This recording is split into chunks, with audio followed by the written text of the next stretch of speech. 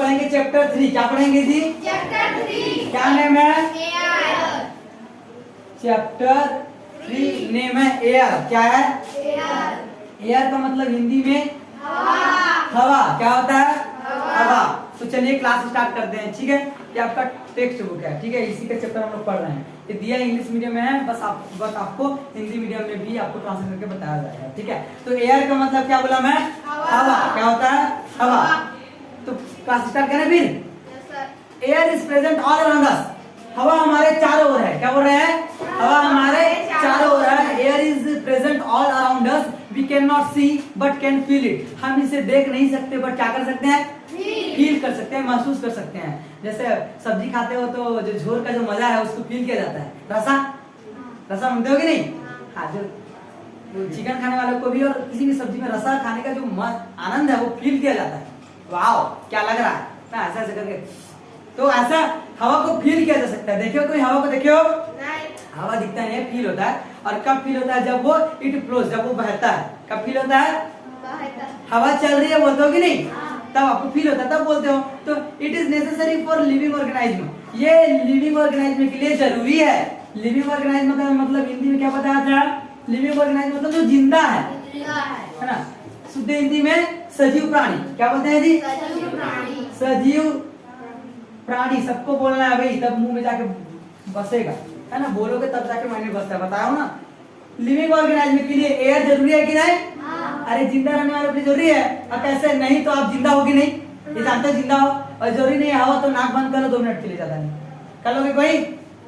2 minute के लिए कोई नाक बंद कर सकता है जी? मर जाओगे बेटा, मत कर, मेरा हो जाएगा। साइंस के कौन टीचर पढ़ाते हैं ऐसे। तो जो सजीव प्राणी है उसके लिए हवा जरूरी है कि नहीं?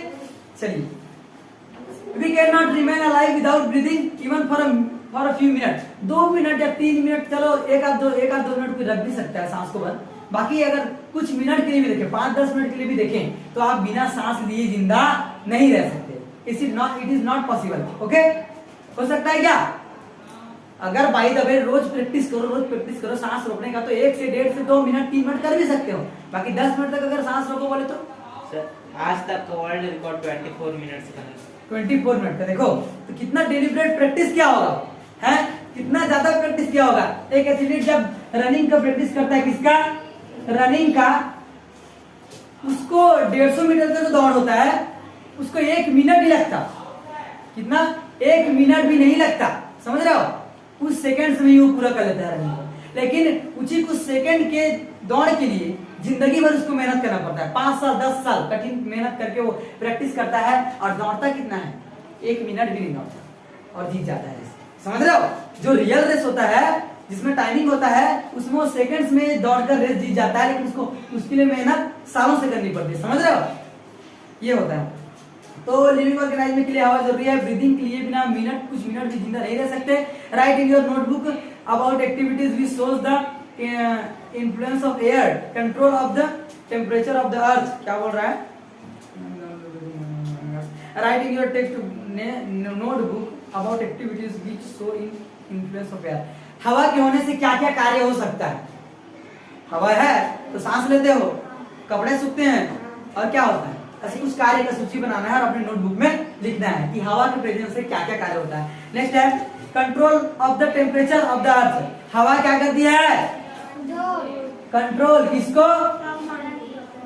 तापमान को, टेम्परेचर को। मतलब कंट्रोल का मतलब क्या होता है? नियंत्रण करना। क्या होता है? नियंत्रित करती है टेम्परेचर को। पृथ्वी के सतह के टेम्परेचर को, तापमान को नियंत्रित करती है हवा। और क्या करती है? फॉलिंग ऑफ रेन, मतलब पानी, जो पानी गिरता है उसमें भी हवा का महत्व होता है। Dispersal of seeds are some activities. दाने, सीड मतलब बीज होता है। बीज एक जगह से दूसरी जगह जाता है।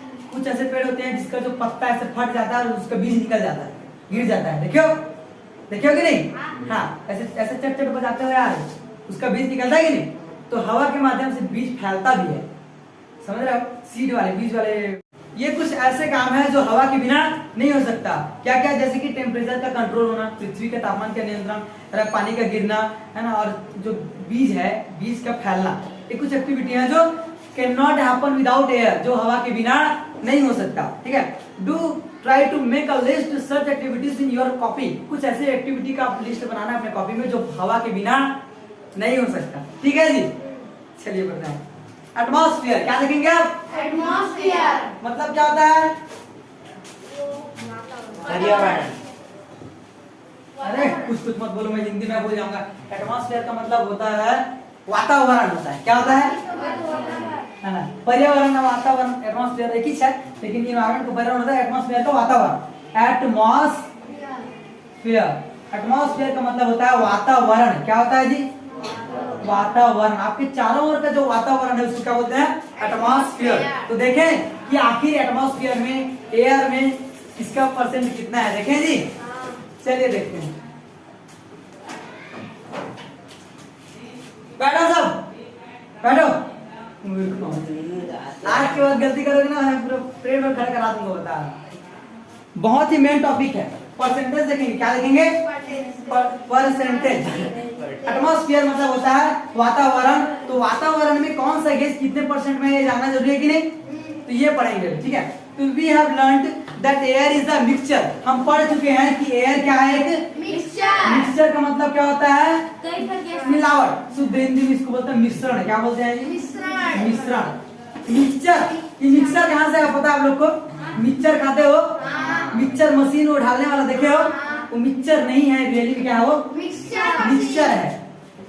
मिक्सचर जो खाते हो उसमें फल्ली होता है, सेब होता है, गाठिया होता है, नाना प्रकार का मिश्रण होता है कि नहीं?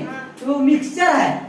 और बोलते बोलते क्या हो गया वो? मिक्सचर हो गया। तो है क्या वो? मिक्सचर है ना। वो जो मिक्सचर मशीन है घर ढलाई वाला, उसमें क्या करते हो? रेत, सीमेंट, पानी सब कुछ डालते हो ना, तो क्या करता है? मिलाता है। ऐसा ना, मिक्सी, वही तो है मिक्सचर मशीन है, वो छोटा वाला मिक्सी बोलते हैं। तो मिक्सचर मतलब मिलाना, मिश्रण करना। और क्या बोलते थे आप लोग खाते हो उसको? मिक्सचर। तो रियली में यही है। बहुत सारी चीज ऐसे ऐसे जो कैटल है, कैटली चाय बनाने वाला कैटल, उसकी स्पेलिंग केटली है। इंग्लिश में क्या बोलते हैं उसको? केटली ही बोलते हैं। हिंदी में क्या बोलते हैं पता है? मुझे भी नहीं पता, आपको कहाँ बोलते हैं। चलिए तो इसको देखें। हम पढ़ चुके हैं कि जो जो एयर है, जो हवा है, वो क्या है? मिक्सचर है, मिश्रण है। कुछ कुछ चीजें मिली हुई है उसमें। Let us see what the main component of air are. देखते हैं कि एयर के मेन कंपोनेंट क्या है। कंपोनेंट का मतलब होता है जो इसमें जो मेन चीजें कौन कौन सी है। कंपोनेंट मतलब बोल सकते हैं, हिंदी तो वर्ड नहीं आ रहा मेरे को। कंपोनेंट मतलब वो चीजें जो एयर में है। ठीक है, पढ़ते हैं। तो air has about 78% of oxygen. सबको पता है क्या? ऑक्सीजन बोलता हूँ, सॉरी, नाइट्रोजन। एयर में 78% क्या है जी? नाइट्रोजन। सबसे ज्यादा कौन सा गैस है? नाइट्रोजन। कितना परसेंट? 78। सेकंड नंबर क्या आता है? ऑक्सीजन। क्या है परसेंटेज? 21%। 21%।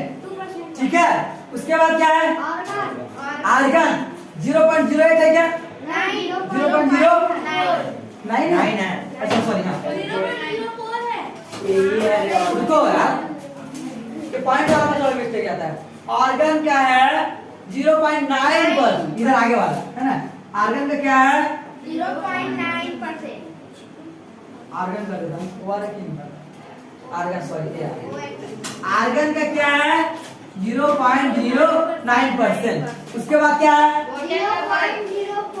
0.04% है ये डस्ट, वाटर वेपर है। क्या है? वाटर वेपर को हिंदी में क्या बोलते हैं जी? जलवाष्प। क्या बोलते हैं? Water vapour.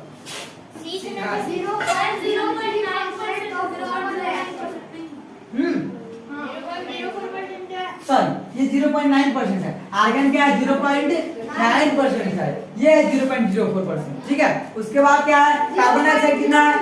0.03 है ना। 0.03 क्या है? Carbon dioxide. अब ध्यान से देखिए, हेलो, नाइट्रोजन कितना? 78%। ऑक्सीजन 21%। आर्गन 0.9%। और वाटर वेपर जलवाष्प 0.04।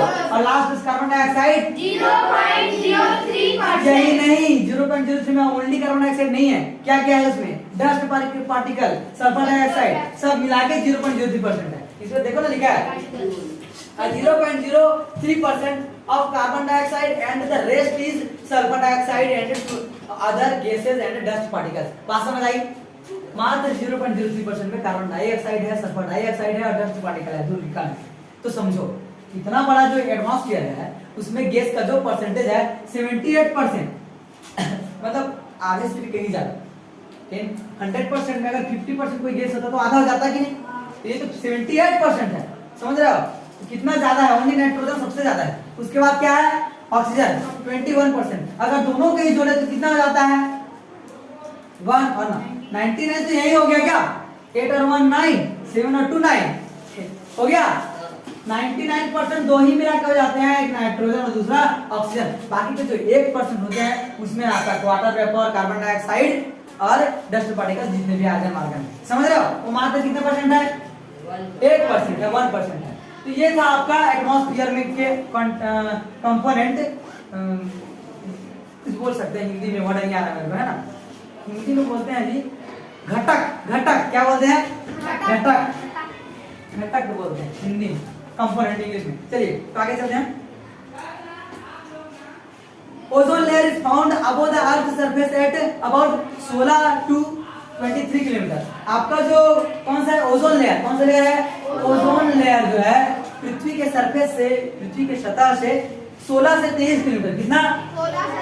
16 किलोमीटर से 23 किलोमीटर के बीच पाया जाता है। कौन सा लेयर? Ozone layer. ठीक है। Three atoms of oxygen combines to form one ozone molecule. एक ओजोन मॉलिक्यूल बनाने के लिए कितना ऑक्सीजन मिलता है? 3 ऑक्सीजन। कितना ऑक्सीजन? 3। ये और है, ऑक्सीजन है। 3 ऑक्सीजन मिलते हैं तब क्या बनता है? एक ओजोन बनता है। क्या बनता है?